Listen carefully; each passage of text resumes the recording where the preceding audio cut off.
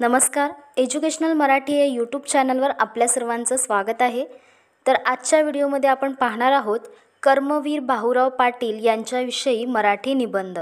तर मग व्हिडिओला सुरुवात करण्याआधी चॅनलवर नवीन आला असाल तर चॅनलला सबस्क्राइब करा आणि बेल आयकॉन सुद्धा क्लिक करा। चला तर मग आजच्या व्हिडिओला सुरुवात करूया। कर्मवीर भाऊराव पाटील। कर्मवीर भाऊराव पाटील हे एक थोर मराठी समाजसुधारक व लोकमहर्षी व शिक्षण महर्षी म्हणून ओळखले जातात। कर्मवीर भाऊराव पाटील यांचे संपूर्ण नाव भाऊराव पायगोंडा पाटील असे आहे। त्यांचा जन्म 22 सप्टेंबर 1887 साली कोल्हापूर जिल्ह्यातील कुंभोज या गावी झाला। त्यांच्या आईचे नाव गंगाबाई होते आणि वडिलांचे नाव पायगोंडा होते। भाऊराव लहानपणापासूनच बंडखोर होते। अन्यायाची त्यांना प्रचंड चीड होती। त्यांचे प्राथमिक शिक्षण सांगली जिल्ह्यातील विटा व इतर काही गावांमध्ये झाले। पुढील शिक्षणासाठी त्यांनी कोल्हापूरच्या राजाराम हायस्कूलमध्ये प्रवेश घेतला। लहानपणापासूनच ते मल्लखांब, कुस्ती, पोहणे या क्रीडा प्रकारात पटाईत होते। त्यामुळे त्यांना राजश्री शाहू महाराजांच्या वाड्यात आश्रय मिळाला। कोल्हापुरात शिक्षण घेत असताना त्यांच्या जीवनावर महात्मा गांधी, महात्मा फुले, शाहू महाराज यांच्या जीवनाचा प्रभाव पडला। या महान लोकांमुळेच भाऊरावांच्या मनात समाजसेवेचे बीज रोवले गेले। पुढे उद्योगांच्या निमित्ताने ते भारतभर फिरले। तेव्हा शिक्षणाच्या अभावी आलेल्या अडचणींमुळे त्यांना शिक्षणाचे महत्त्व समजले। म्हणून त्यांनी समाजात शिक्षण प्रसाराचे काम सुरू केले।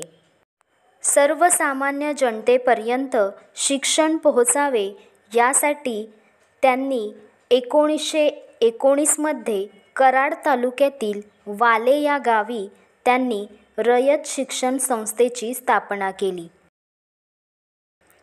भाऊरावांनी गरीब आणि मागास मुलांना शिक्षण घेता यावे यासाठी कमवा आणि शिका ही योजना सुरू केली। महात्मा ज्योतिराव फुले यांनी सुरू केलेल्या सत्यशोधक समाज संस्थेचे ते एक प्रमुख सदस्य होते।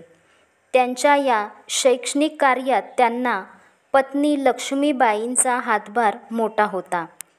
त्यांनी केवळ क्रमिक शिक्षणच नव्हे तर समता, श्रमप्रतिष्ठा, बंधुता, सामाजिक बांधिलकी इत्यादी मूल्यांची शिकवण विद्यार्थ्यांना दिली।